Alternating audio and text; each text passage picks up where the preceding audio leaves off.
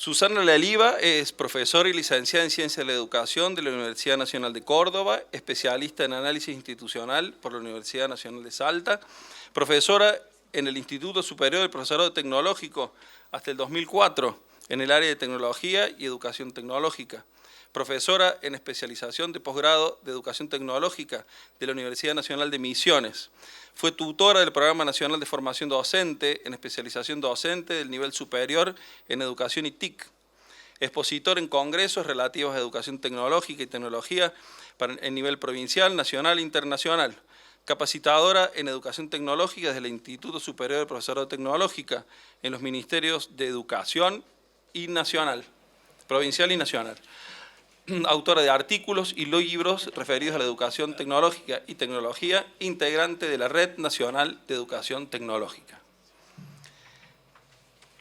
Ezequiel Gato es doctor en Ciencias Sociales, licenciado en Historia, profesor de Sociología de la Cultura, Facultad de Filosofía y Humanidades de la Universidad Nacional de Rosario, autor de numerosas publicaciones y artículos, autor de la entrada Futuro, en recientemente publicado, porque no es recientemente, Glosario de Filosofía de la Técnica, y es autor del libro Futuridades, ensayo sobre política posutópica, publicado en el año 2018.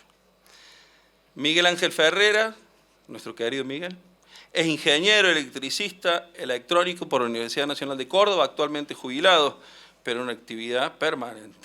Fue profesor asociado de la Facultad de Ciencias Exactas, Físicas y Naturales de la Universidad Nacional de Córdoba. Se desempeñó como director del área universitaria de Creatividad y Desarrollo de la Facultad Regional Córdoba de la Universidad Tecnológica Nacional. Ha dictado cursos de capacitación para la Red Federal de Formación Docente Continua. Autor de diversos artículos sobre educación tecnológica. Participó como especialista en contenidos del material La Educación Tecnológica, aportes para su implementación, serie Educación Tecnológica del INET.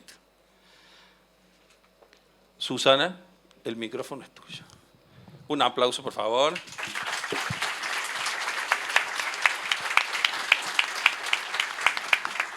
Gracias, Gabriel, por las presentaciones. La verdad que ver tanta gente comprometida en un momento que a veces no resulta fácil, pero que la convocatoria convoca efectivamente.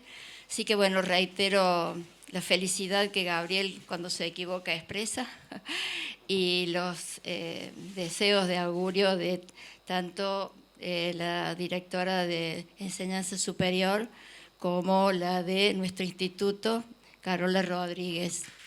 Yo también quiero hacer un poco de historia, porque nada surge espontáneamente, sino que cada hecho tiene su origen, sus consecuencias y sus porqué. En el año 2002, iniciado el siglo, hicimos el primer congreso. Ese primer congreso lo hicimos en una escuela primaria que nos ofrecía su espacio, su Zoom, y en ese momento teníamos varios desconocimientos respecto a lo que era la nueva ley de educación, que era la ley federal. Teníamos que abordar cuestiones desde lo que eran los CBC, que son los contenidos básicos comunes, que signaron y en muchos casos siguen signando las prácticas de la enseñanza. Las TIC nos querían transformar en TIC. Las propuestas didácticas, también aparecieron el PowerPoint. Había que tener conexión a internet, muchas veces no la teníamos porque las escuelas no tenían la cantidad de enchufes para poder conectar las computadoras, las pocas computadoras que en ese momento teníamos.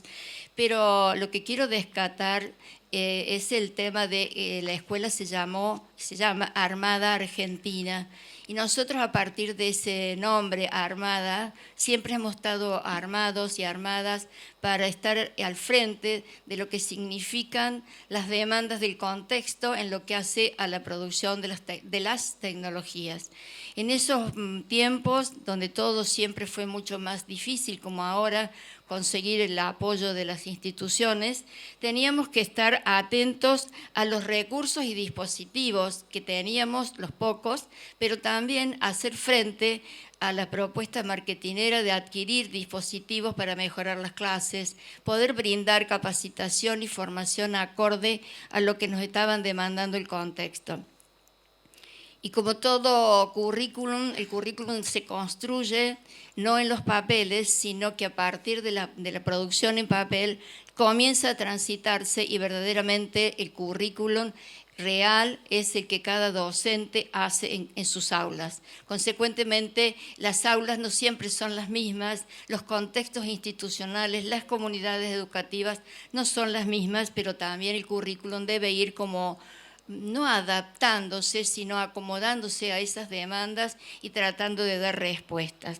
Pero también surgieron los NAP, los núcleos de aprendizaje prioritarios, que ya tienen su tiempo, los primeros desde el 2007, saquen la cuenta que cuántas cosas han pasado, no solamente en la historia del mundo, sino también en lo que hace a la historia de las tecnologías. Esto implicaba nuevas titulaciones y estar atento a las emergentes de las tecnologías, a los vaivenes políticos, que también nos preguntábamos si los cambios de los vaivenes políticos requieren atender a las demandas de nuevos contenidos o de alguna presión corporativa para poder incorporar lo que no siempre es educación tecnológica. Desde el instituto, que dio el profesorado del Instituto Superior del Profesorado Tecnológico desde la década del 60 y teníamos la titulación, fue el profesorado en disciplinas tecnológicas. Con la ley federal cambiamos al profesorado de tecnología y con los NAP el profesorado de educación tecnológica, que es lo que tratamos de sostener y cada día proponer para cambiar y mejorar las prácticas de la enseñanza. El último congreso presencial fue en el año 2018. Esperábamos el 20 porque los hacíamos cada 2 años, esperábamos el 2020 para poder volver a hacer este encuentro y nos sorprendió la pandemia.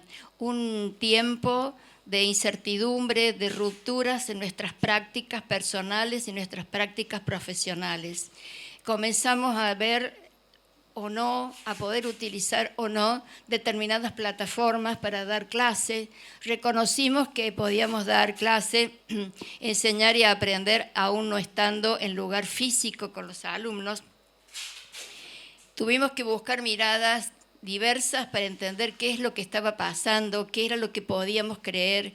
El bagaje de información que venía de todos lados no siempre eran suficientemente claras como para poder pensar efectivamente qué era lo que nos estaba afectando. Pero en ese momento, en ese proceso, surgió un producto tecnológico que salvó muchas vidas, la vacuna. Por lo tanto, creo que no podemos desconocer que una de esas producciones de amplia validez fue justamente la vacuna. También significó pensar qué nuevos dispositivos tecnológicos podríamos usar. Y yo recordaba que en un tiempo atrás una de las preguntas era si permitíamos o no el uso del celular en las escuelas. Durante ese periodo, sin celular, sin plataformas, era difícil poder acercarnos a los alumnos a dar clase. Más allá de todas las dificultades, la escuela como tal siguió subsistiendo gracias a eso. Y las tecnologías, no hay duda, que se han convertido en un algo que somos parte de ellas y somos también humanos tecnológicos. Y me parece interesante también reconocer que en todos los periodos vamos dejando huellas en las actividades, tanto cotidianas como profesionales, y estamos dejando huellas muy fuertes en lo que hace el planeta. Flavia Costa, una investigadora, filósofa de la técnica argentina, denomina a este periodo tecnoceno, justamente porque el humano se vincula no solamente con otro humano, sino con todos los seres vivos, y en esa vinculación, en ese vínculo humano-técnica, vamos dejando huellas que no siempre son las mejores para poder pensar que estamos haciendo o valorando los efectos de cada una de esas tecnologías. Y en relación a esto de cómo la tecnología se desarrolla en cada comunidad y en cada institución, podemos pensar, y de hecho con mi colega Sergio Salguero, analizando los diseños curriculares fundamentalmente del profesorado de educación tecnológica, que es del año 2014, si no recuerdo mal, se habla de una cultura general como tecnológica, de una cultura tecnológica como si fuera esa cultura tecnológica idéntica en cada una de estas comunidades, de estas instituciones. Por eso proponemos hablar no de cultura general como una única cultura, sino de culturas tecnológicas que se vivencian y se experimentan en cada institución, en cada grupo familiar, en cada ciudad. Cada uno va conformando un modo de apropiación de la tecnología y por eso es importante hablar en plural de las culturas tecnológicas. Y por cierto que no podemos invisibilizar lo que está pasando con las tecnologías, y yo quisiera recordar la importancia que tiene la tecnología por los temas que de alguna manera Carola los puso como temas, porque no perdemos de vista que la enseñanza de la educación tecnológica tiene como un objetivo sustantivo, que es lo de la formación de la ciudadanía.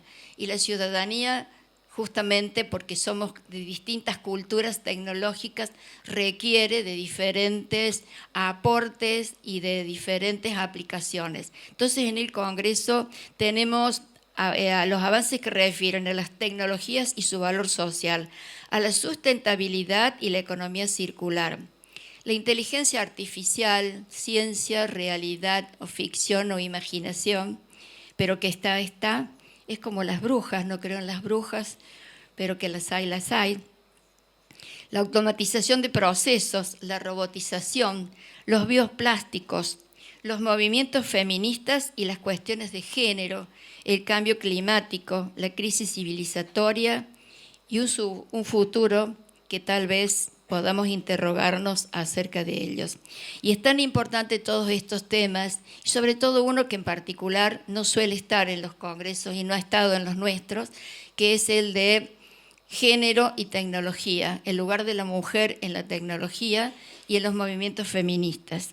Y como esto es lo que me parece que no tenemos que perder de vista, que nos constituimos como humanos en nuestra relación y nuestro vínculo con las tecnologías, es necesario tomar conciencia, ser críticos acerca de estos estudios que nos proporcionan o no lo que necesitamos para tener una vida de un buen vivir, como suele decir Marpegán, colega, que hoy no puede estar presente, pero el buen vivir implica pensar que la tecnología tiene que servir para mejorar, no siempre, pero la vida de los humanos. Así que como somos parte de la tecnología y es nuestro hábitat, les agradezco haber venido con todo el esfuerzo que esto significa y muchas gracias por estar y seguir proponiendo y seguir exigiendo a los institutos de formación docente la posibilidad de una actualización permanente. Así que con esta presentación quiero pasarle la voz al colega Ezequiel Gato. Gracias.